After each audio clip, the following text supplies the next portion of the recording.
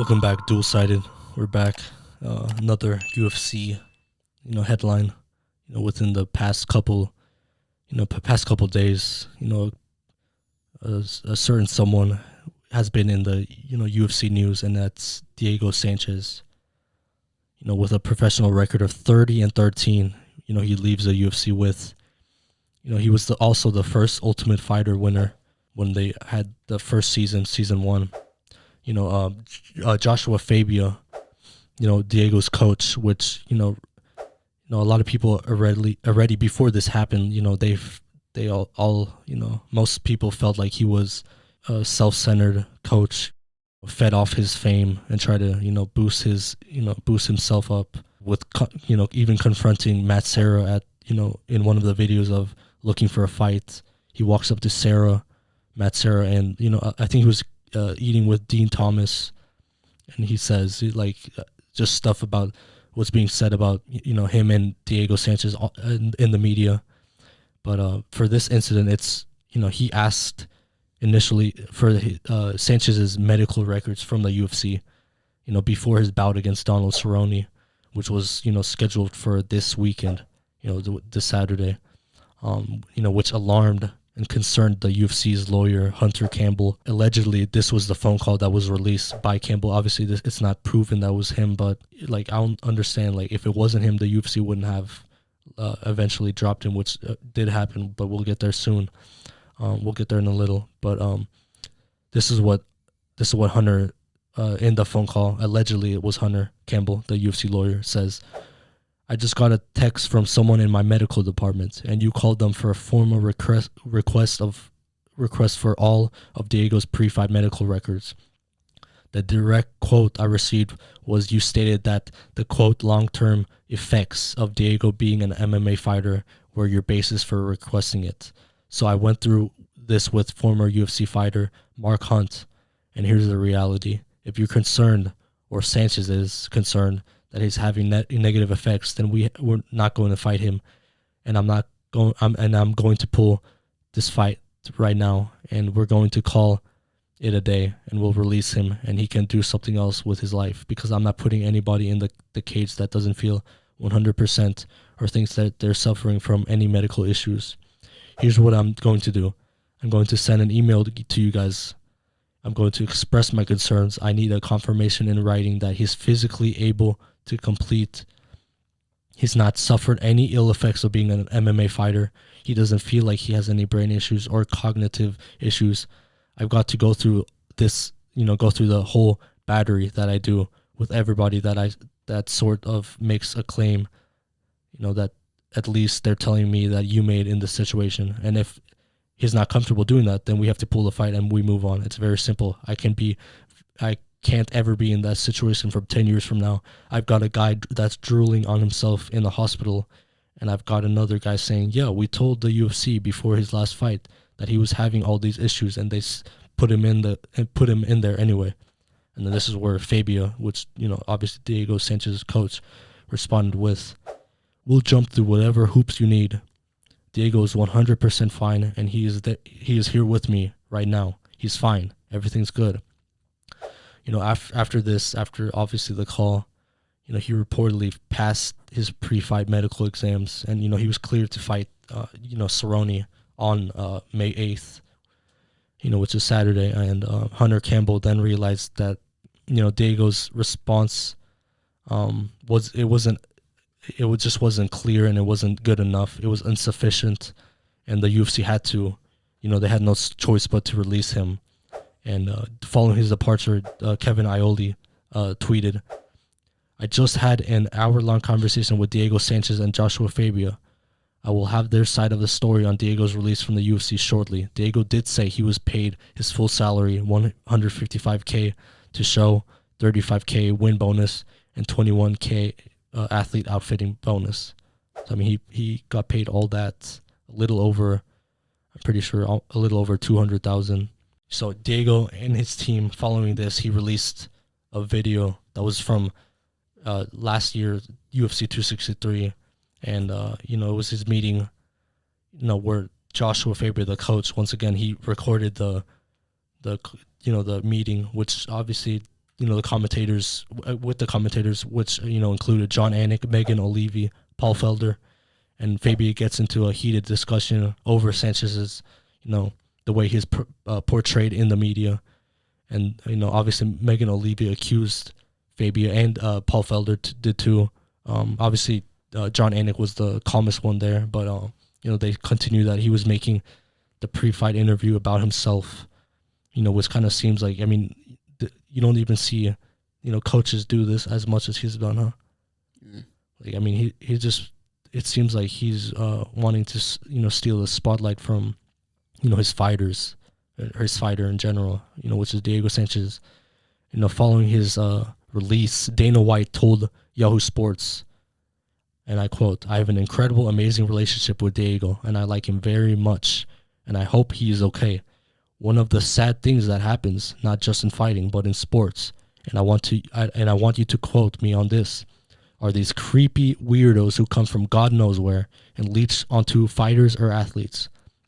They'd never do any good for them. Somehow this creep got into Diego's life and has been controlling him. You saw the video of him chasing guys in the octagon with a knife? How nuts is that? He goes to the commission and tells them that he's taught Diego this death touch. It goes on and on with this guy. He goes into the production meeting and tells the commentators what they should be saying. This guy's batshit nuts. He worked his way into Diego's life and has gotten control over him. I just want the best for Diego." So, just based on that, you think that's... Yeah, it sounds like he's probably the best influence for him. It sounds like he's definitely brainwashing. And obviously, if Joshua Fabia is supposedly a guru, and, if you've seen him, around the punching bag, like, it's not pretty. But, he knows more than us, I guess. But after Dana White states this, Diego Sanchez went on Sirius XM, in which he, after the interview, as he was talking, he stated that he felt like he was going to have to pay for what he said and, pay with his life. This is from his words. He says, "I'm going to tell you guys frankly right now, I'm fearful for my motherfucking life. I'm fearful that this company, this billion-dollar monopoly company worldwide, is going to come after me. Something might happen to me in 2 years, maybe in a couple years. Maybe I wreck my truck. Maybe, Diego overdosed. Some suicide shit. I don't know. But I would not put anything past the level of evil that is within this corporation. If I was to expose some of this stuff that I know about, because I've been in this motherfucker longer than anybody else and been the only one that survived this bitch, that went through the dark tunnel and came out to the other side." So, it seems like he's obviously scared. Doesn't it seem like he's scared for what? Sounds like, he's paranoid now. Yeah, definitely paranoid. He speaked out against Sanchez, in regards to Dana, saying that, he just wants the best for for Sanchez. He states, "I'm going to say this to Dana White. Dana, what's up, Dana? What's up, Dana? Man, I tried for 2 years getting a meeting with you. Oh, shit, I was the first Ultimate Fighter. Didn't that show do something for the company when it was $60 million in debt? Oh, all those fight of the night bonuses, all that TV time on Spike TV, Fox TV, ESPN, all of them, and you can't meet with your boy? I'm there in Vegas training. I'm going to Vegas and I'm training there weeks on weeks on weeks. I put 60 to 70 weeks in the UFC PI just to try to get a meeting with you. Dana, just try to meet you in crossing, but you won't meet with me because you don't want to hear what I have to say. You don't want to, you don't want to talk to me. You don't want to talk to my batshit crazy manager. Why? Because he might bring some light. He might bring some awareness to what you're hiding in the dark. I'm still open to meeting with you, Dana. Be a fucking man. Be a real fucking boss. When I've bled, I've sweat, I've fucking cried. I've fucking cried for this fucking company. I've fucking sacrificed more than you will ever know. And you can't fucking have 45 minutes to meet with me." This is all within the 45 minutes of his interview with Sirius XM. And, he just hearing him, he obviously got emotional, and he actually teared up towards the, as he was saying about Dana, and, that he put tears, blood, sweat, tears into the sport. And yeah, what are your thoughts on this? And Rashad Evans, former UFC fighter, I think he commented or he posted something or commented. He said, "Diego, the UFC gave you a chance to compete as long as you did because they actually cared about you. You were the original, the ultimate fighter champ, and they took care of you for that. You messed around and let that con artist, Joshua Fabia, use you to try to get a lawsuit against the UFC. They sensed it because it was obvious that your manager coach was to get litigious. I wish you the best, my friend, but you must get this guy out of your life. He is a parasite." Just based on this, obviously, when we don't know anything about what's going inside. And just looking at the pictures, I don't want to judge anyone, but He looks kind of not all there. looks like extraterrestrial. Yeah, he definitely looks like he acts like he knows more than a typical human. But just a crazy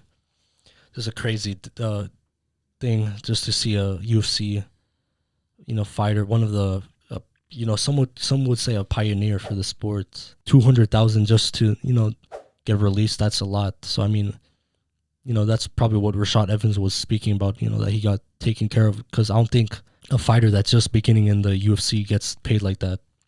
To on his way out. But I mean, it's a sad. Hopefully, you would agree that he has to separate himself from his coach. I think it's too late now since they let go of him. And did you cover where the Bellator they didn't want to sign him? Yeah, definitely no one's gonna want to sign him as long as he has the manager or the coach that he has, Fabia. Like, I don't think anyone wants that type of drama, type of negative attention. If it was just Sanchez, I mean, he could, obviously they're gonna want him because he could actually do something for them. Even the UFC would have kept Sanchez if it wasn't for his coach. But regardless, just sad to see that a coach trying to take advantage of his fighter, and acting like he cares about him, acting like he knows what's in his best interest.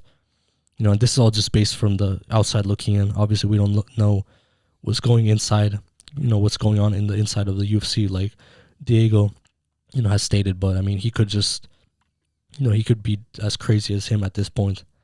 Which, I mean, if you get hit in the head a lot like the fighters do, I mean, isn't CTE possible? Yeah, for sure. So I mean, we're obviously not gonna know that until Sanchez is until he's dead. Until he's dead. Because you can't get a CTE until you're dead, huh? You can't diagnose it till you can't get diagnosed. So so it's just sad to see. Hopefully he doesn't die anytime soon. And once again, this is at DUALSIGHTED. Follow us at DUALSIGHTED down below, and we'll keep you guys updated if anything within with that has to do with the story comes out. Thanks for watching. Peace.